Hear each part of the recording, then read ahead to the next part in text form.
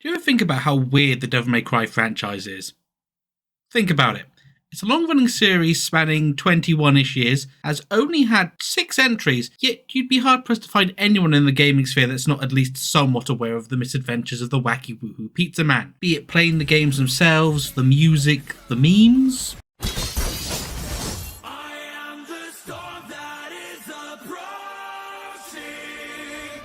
It has had quite an impact, and other than DMC3 being widely regarded as the best in the series, each other entry is at least discussed regarding their quality. Yes, even this one. But while this one is treated like a disappointing Eddie child at the family table, there is one I've never seen discussed, ever, as if the fanbase collectively decided to give the Voldemort treatment, lest it bring doom upon their house. I am of course talking about DMC2, as you would know if you looked at the title of this video. But why is that? Why does DMC2 get shunned more than DMC Devil May Cry? Join me as we ask, how bad was Devil May Cry 2 really? Let's start with the plot, which is what I would say if the game started with the plot. First thing you get in the entire game is a quick sizzle cinematic introducing the game's 2 main protagonists, Dante and Lucio. Kind of. It shows off their models and a bit of B-movie action, but no characterization or motivations given. Then, after an admittedly cool drop off the roof of a clock tower, you're just dumped into a weird castle town and ushered down the road. It's only at the start of Mission 2 you get the plot explained. Kind of. All you're told is that this guy called Arius, henceforth known as German Heihachi, is using demons for his own diabolical ends and you have to stop him. What he's doing and why? Don't know, and the game frankly doesn't seem to care enough to tell you. You legitimately don't get any more information until Mission 13, and even then it gives you only the briefest snippet of what's actually going on. German Heihachi wants the power of Argasax, who's a powerful demon allegedly, to rule the world, which is kind of ironic considering he's the CEO of a multinational megacorp, literally doesn't need demon power to do whatever he wants, but I digress. Then more things happen until you go into the demon world and face Argasax, and then the game ends. That's it. The game explains nothing and gives no build-up to anything and is so ADHD with its cutscenes. For example, the cutscene end of Mission 1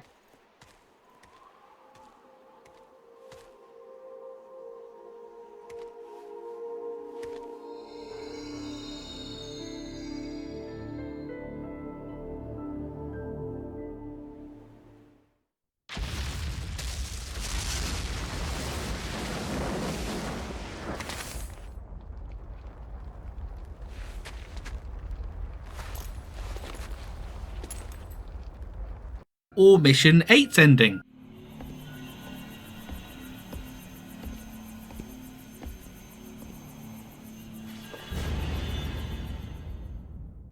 It's like it can't wait to usher you to the next thing, it forgets about everything else before it. Same goes for bosses, but we'll get to that later. But this massive gaping chasm where a plot should be gives me the perfect place to discuss some of the other facets of the title that are, let's say, less than stellar. Let's first talk about level design. The absolute nicest way to describe it would be bland and uninteresting. How I'd actually describe it is an absolute travesty. Every single level is in an extremely wide, linear corridor that gets filled with several samey enemy encounters, if you're lucky. More often than not, you get great swathes of nothing in the entire level. Not even tumbleweed. Dear God, I'm actually wishing for tumbleweed. But beyond all that, the game also lacks aesthetic cohesion. To fully explain what I mean, and because I like the sound of my own voice, let's look at DMC 1 and 3 as a comparison. DMC 1 is entirely set on Malay Island. Basically a giant castle, and everything in the game looks like it would fit in a dilapidated ruin. The chapel, the gardens, the underground boat cave, maybe not the plane room, that's a bit weird. But everything shares the same palette and the same basic architecture. And the same goes for DMC3's Temen Negru. Whilst not everything is exactly as visually connected as Malay, you at least look at it and you can see that it all makes sense together, to the point that the underground lake with the concert hall doesn't register as weird. 2, on the other hand, you have an early modern European looking town, and then boom, massive metropolis of skyscrapers, boom, oil rig, boom, ruins, boom, vaguely Middle Eastern underground temple. So they couldn't decide on what they actually wanted to go with, so they went with everything. Characterization is also a mess. I know this was the series' formative years and they hadn't really pinned down who Dante was, but god damn did they do him dirty here. Dante in 1 was pretty snarky, always willing to give someone the business. Dante in 2 is just dour and his voice lines are just generic edgy one-liners or one-word answers and honestly sounds like someone's trying desperately hard to be cool. You must repent your sins. Don't speak. Just die. Crap like that doesn't interest me. But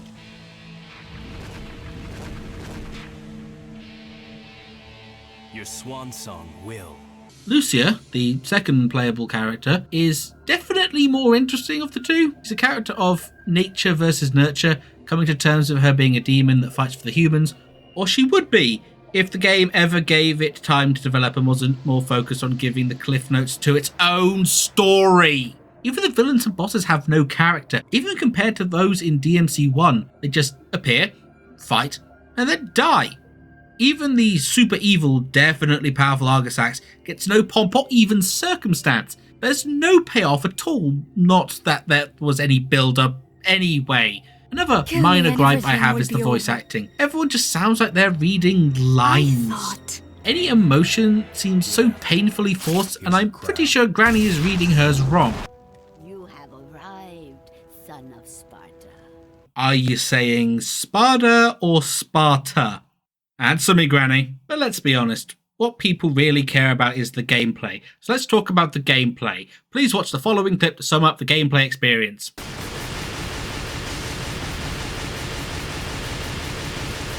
Gameplay. This right here is the meat and potatoes of most people's issues with this game. The balance is balked to hell and back. As you just saw, your guns can juggle from the ground and do really solid damage even when compared to Dante's sword. Speaking of, Dante's sword is just awful, at least according to what the game tells you. You're seemingly stuck with the standard 4-hit combo, high time, a weirdly awkward aerial combo, Hellbreaker, and the limpest stinger that ever existed. This is actually a lie though, as there are really 3 other combos in the game that they just don't tell you about. Woo! Exciting! 3 problems though.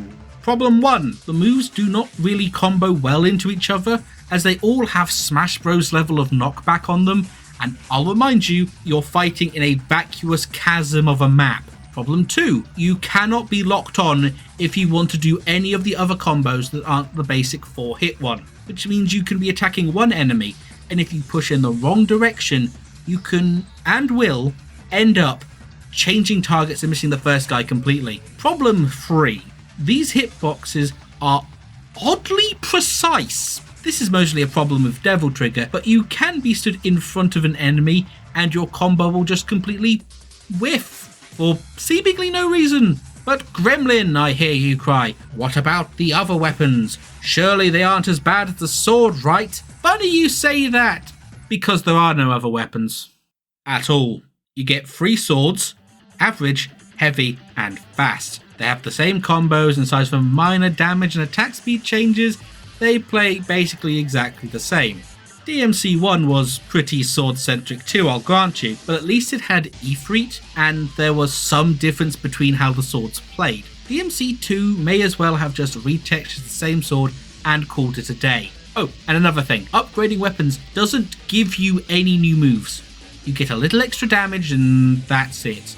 Not that it's worth doing anyway, seeing as the guns exist. Overall, the melee combat is just really janky and not at all fun, and trust me, I tried so hard to enjoy it. The game is just way more geared towards your firearms. Fun fact, you actually get more guns than swords, and they're actually all distinct from each other. Imagine that! Up next, we have the enemies, and bland and generic is the name of the game. Standard fodder enemies have 3 basic archetypes: Cage Man, Monkey, Goat Demon, Wizard Man, and Harpy Thing. And aside from the Harpies, these enemies are reskinned repeatedly throughout the whole runtime, and none of them feel even remotely different from each other. Compare this to the Sins from DMC 3, which are essentially reskins, but they have been retooled a lot and each feels different to fight. But at least they aren't the effing tanks. I'm not kidding, this game gets you to fight demon tanks. And by fight, I mean slapping away at the side of them while they can do nothing to you. But forget that, why tanks? Why an attack chopper? Just so effing random. Just out of nowhere like every other boss in this game. This guy's kind of cool though. They're just very generic looking. This is the final boss, for example, and this is a building. And most fights boil down to going DT and meleeing them because DT gives you hyper armor for the duration. If you even can, because all but a couple are designed to keep you out of melee range. Like the effing attack chopper. Guns for life, am I right? I did mention Lucia was a playable character, didn't I? If you expected her story to be different, you'd obviously be wrong, mostly. There are some minor changes between hers and Dante's modes, the first mission and the final boss being the main changes, but otherwise you're just walking around the same bland, uninteresting levels and the exact same gameplay issues as before. Lucia's campaign is also a good deal shorter than Dante's by 5 missions, but don't you worry, to make up for this they gave her the only water level in the entire game, with possibly the joint worst boss fight next to the stupid helicopter. God help me with this game. Okay, there has to be something good to talk about here.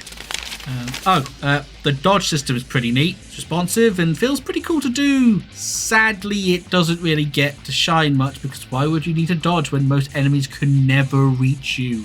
Anything else? The Devil Trigger Heart is neat. Gives the player the option to customize their DT to their own playstyle, or it would if it was developed any further, and if Flame Quicken Power weren't just head and shoulders better than any other choice. There are nuggets of good design here, but just drowned out by endless gunfire. So, let's review. The story is rushed and barely there, the characters are poorly written and developed, and the gameplay has more in common with a third-person shooter than a hack-and-slash game. It is astoundingly obvious why people don't really discuss the quality of this game. It's right at the bottom of the list of quality, and should be locked in a box and dropped in the ocean. Of course, this is a heavy byproduct of Capcom's mismanagement of the game's development, and it's a shame because I would have loved to see where Lucia's story would have gone if given the time and dedication it needed. Maybe in DMC 6 if that ever happens. I hope you enjoyed. Please like and subscribe if you did, and leave your thoughts in the comments. I am the Resident Gremlin, and don't worry, its time will come.